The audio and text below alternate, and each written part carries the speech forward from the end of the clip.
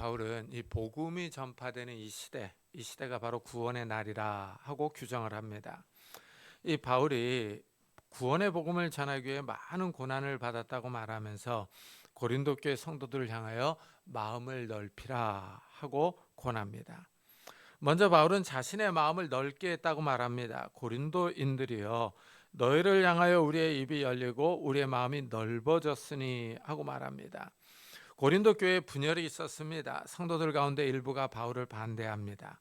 아볼로를 추종하는 성도도 있고 베드로를 추종하는 성도들도 있고 바울을 추종하는 성도들도 있습니다.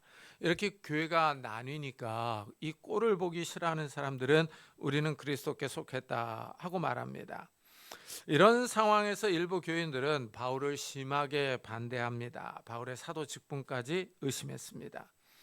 이런 고린도 교회를 향하여 바울은 우리의 입이 열리고 마음이 넓어졌다고 말합니다. 고린도 교회 성도들을 향하여 마음을 넓혔다고 말해요. 이 말은 고린도 교회 성도들을 이해하고 품는다는 의미입니다. 자신을 반대하며 비난하던 사람들을 향하여 용서하는 마음을 갖겠다는 뜻입니다. 바울이 고린도 교회 성도들을 먼저 더 사랑하고 있습니다. 또한 바울은 고린도 교회 성도들을 향하여서도 마음을 넓히라고 말합니다. 내가 자녀에게 말하듯 하노니 보답하는 것으로 너희도 마음을 넓히라 합니다. 마치 부모와 자녀가 싸운 것 같습니다. 이 한 식구도 서로 의견 충돌이 생깁니다. 견해 차이를 좁히지 못하고 언성을 높이고 싸우기도 합니다. 이러면 며칠 신경전을 벌리면서 먼저 사과를 하지 않습니다. 이러다 감정이 누그러져서 화해하면 다시 이전처럼 생활합니다. 가족들도 서로 싸웁니다. 이러니 성도들 사이에 싸움이 일어나는 것은 당연합니다. 의견 충돌은 당연히 일어납니다. 그 후가 문제입니다. 밴댕이 속 같은 마음을 넓히며 화해를 잘해야 합니다. 화해를 잘하면 사이가 더 좋아집니다. 바울은 고린도 교회 성도들에게 마음을 넓히라고 요청합니다. 서로 화해하자는 의미입니다. 교회에서 싸움이 일어나지 않으면 좋겠는데 때때로 교회도 싸웁니다. 이 교회 지도자들끼리도 싸우기도 합니다. 이 바울도 바나바와 싸워서 2차 전도 여행 때에는 서로 갈라섰습니다. 이 바나바는 바울을 안디옥 교회로 데려와서 사역하게 한 사도입니다. 바나바가 바울을 적극적으로 추천해서 바울이 기독교 공동체에 대비할 수 있었습니다.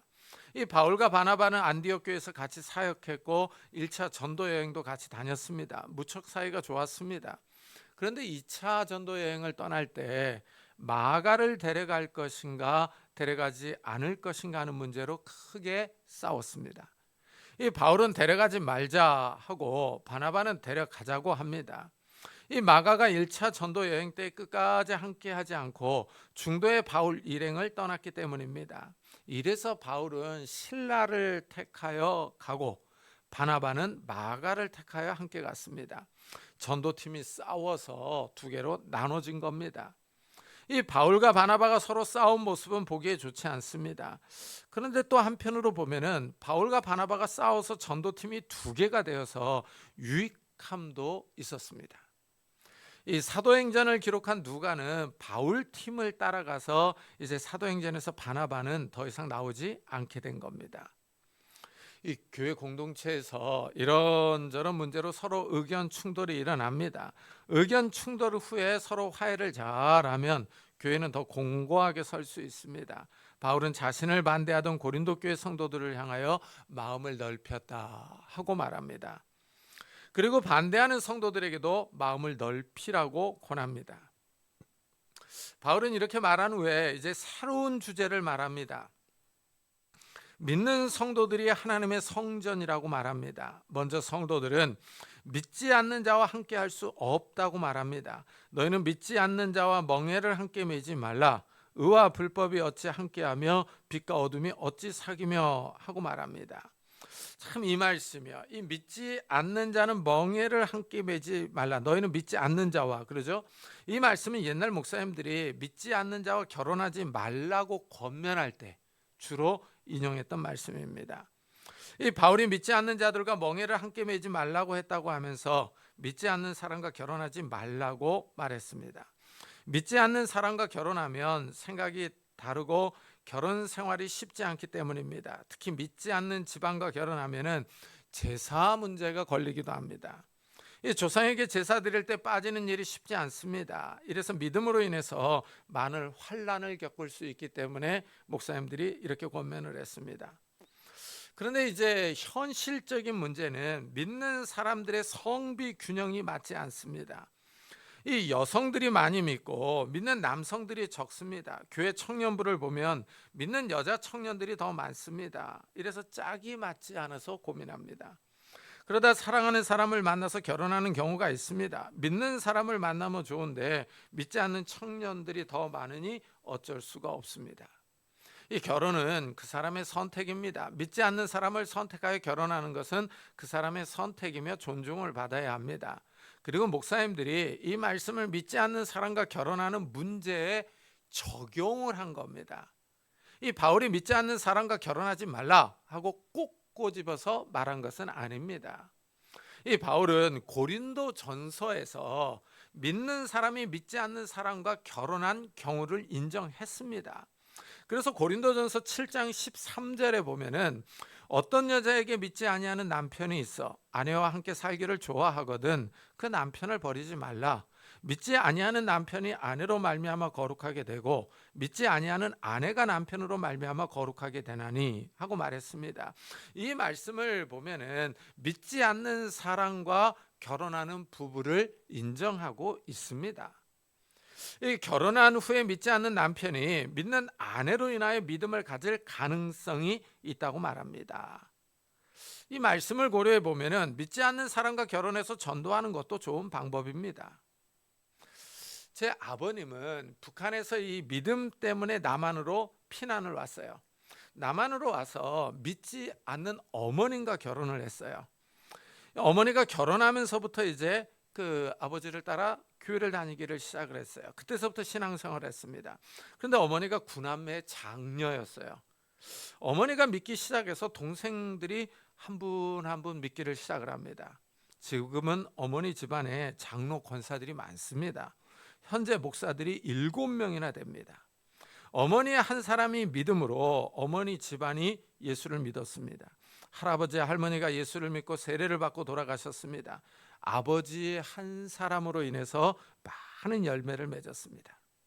이 믿지 않는 자와 멍에를 함께 매지 말라 하는 말씀이 꼭 믿지 않는 사람과 결혼하지 말라는 의미는 아닙니다. 이 말씀을 계속 읽어보면은 의와 불법이 어찌 함께하며 빛과 어둠이 어찌 사귀며 하고 말합니다. 그러니까 이 너희는 믿지 않는 자와 멍에를 함께 매지 말라라는 말씀이 이 의와 불법이 어찌 함께하며 빛과 어둠이 어찌 사귀며 요 말씀들과 평행을 이루고 있어요. 그러니까 이 믿지 않는 사람은 불법을 행하는 사람입니다. 법이 있는데도 법을 어기는 사람이에요. 의를 행하지 않는 사람입니다. 그러면서 빛과 선명하게 대조를 이루는 사람으로 어둠 가운데 있는 사람이에요. 빛은 어둠과 섞일 수가 없습니다. 빛이 어둠을 비추면 빛은 더 선명해집니다. 어둠이 밝아집니다. 빛은 어둠과 섞이지 않습니다. 이와 마찬가지로 의를 행하는 사람은 불법을 저지르는 사람과 함께 할 수 없습니다. 거짓말하고 속이고 사기치는 사람과 함께 할 수 없습니다. 하나님을 섬긴다고 하면서 이렇게 불법과 부정을 저지른다면 그 사람이 진짜 신앙인인지를 의심해 봐야 합니다. 한국 교회가 부흥하면서 사람들이 많아졌습니다. 이래서 사업하기 위해서 교회 오는 사람들도 있습니다. 이 서울의 대형 교회는 인맥을 쌓기 위해 가는 사람들이 있습니다. 특히 힘 있는 정치인이 장로이면은 그 교회 사람들이 많이 옵니다. 그 장로님과 교제하기 위해서 교회 옵니다. 신앙을 가장하여 자신의 목적을 이루려는 사람들도 있습니다.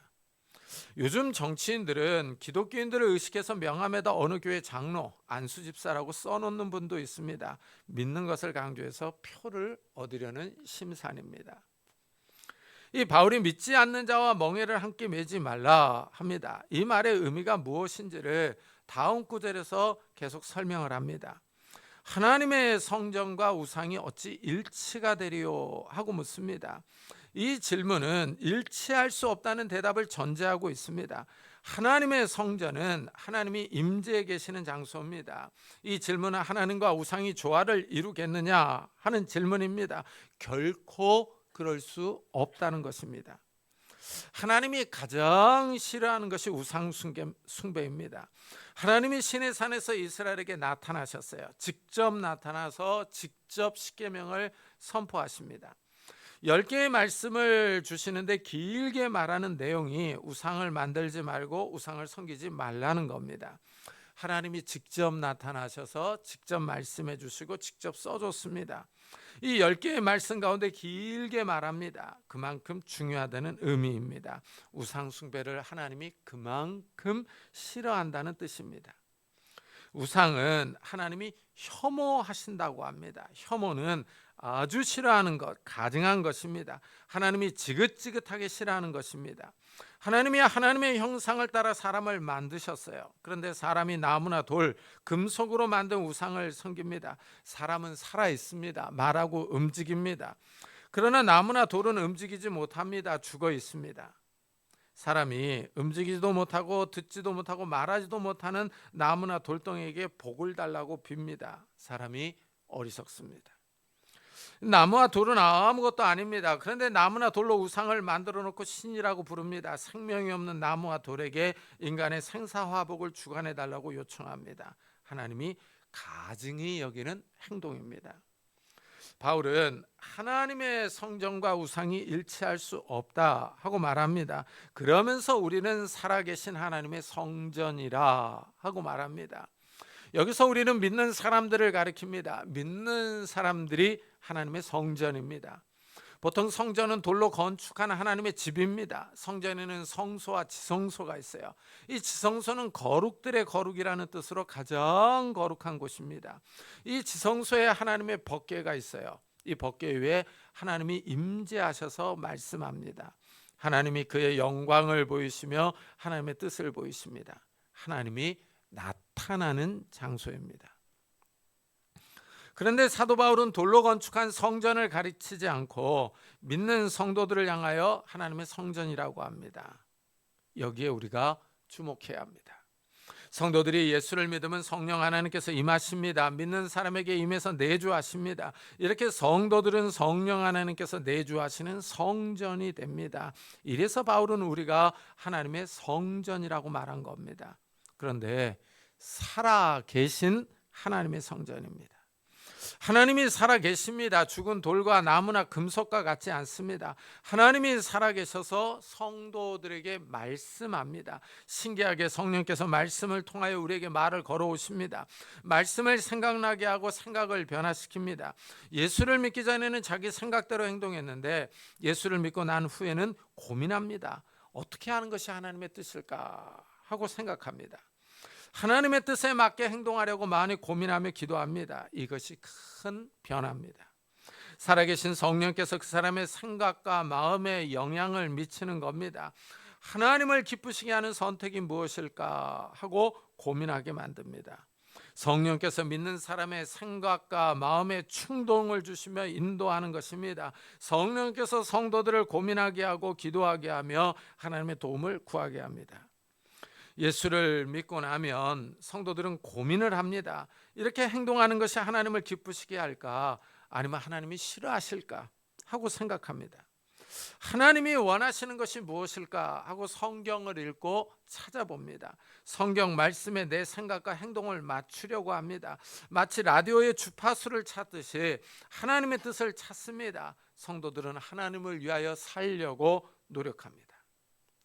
바울이 성도들이 하나님의 성전이라고 말합니다. 성령 하나님이 함께 하신다는 의미입니다. 내가 그들 가운데 거하며 두루 행하여 나는 그들의 하나님이 되고 그들은 나의 백성이 되리라 하십니다. 하나님이 성도들과 함께 거하며 행동하십니다. 그래서 그들의 하나님이 되십니다. 성도들은 하나님의 백성이 됩니다. 우리는 이 땅에서 대한민국의 백성입니다. 대한민국의 여권을 들고 다른 나라에 들어갑니다. 우리의 국적이며 신분입니다. 그런데 믿는 사람들은 이중 신분을 가지고 있습니다. 대한민국의 국민이면서 동시에 하나님 나라의 백성입니다.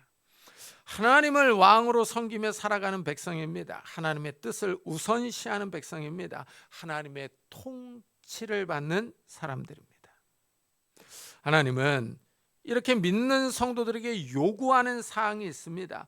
그러므로 너희는 그들 중에서 나와서 따로 있고 부정한 것을 만지지 말라 하십니다. 성도들에게 부정해지지 말라고 합니다. 죄로 인하여 더러워지지 말라는 의미입니다.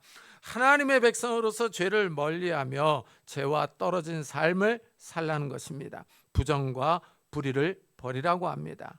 왜냐하면 하나님이 거룩하시기 때문입니다. 거룩하신 하나님이 함께하기 때문입니다. 거룩하신 하나님과 동행하는 성도들은 더러운 것을 버려야 합니다. 부정과 불의를 멀리해야 합니다. 죄는 어떤 모양이라도 버리는 것이 좋습니다. 하나님은 성도들에게 그들 중에 나와서 따로 있고 하십니다. 이 표현이 믿지 않는 자들과 멍에를 함께 매지 말라는 의미입니다.